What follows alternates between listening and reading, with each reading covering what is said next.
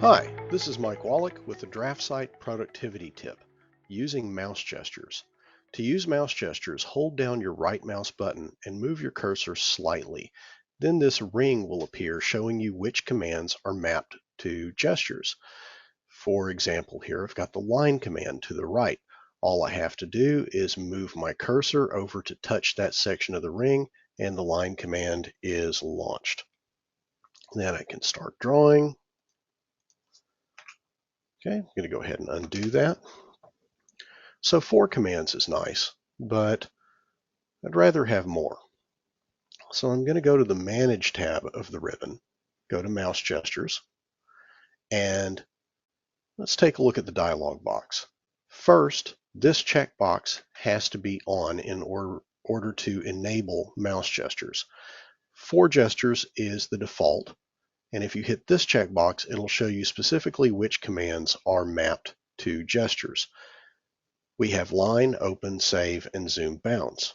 The select column shows what position on the wheel they're mapped to. I want to go up to 8 gestures. Now we have line, simple note, open, save, copy, offset, trim, and zoom bounds all available right by the cursor at all times.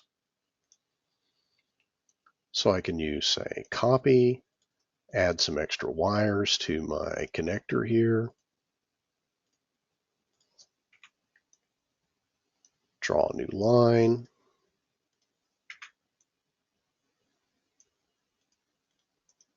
trim this,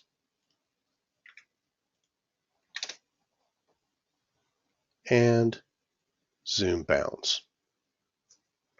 Okay, that's nice. Zoom bounds, though, I can also do that by double-clicking the scroll wheel on the mouse. So I want to use that upper position for something else. So I'm going to go back to the gesture wheel, and I'm going to find Zoom Window and replace Zoom Bounds with it.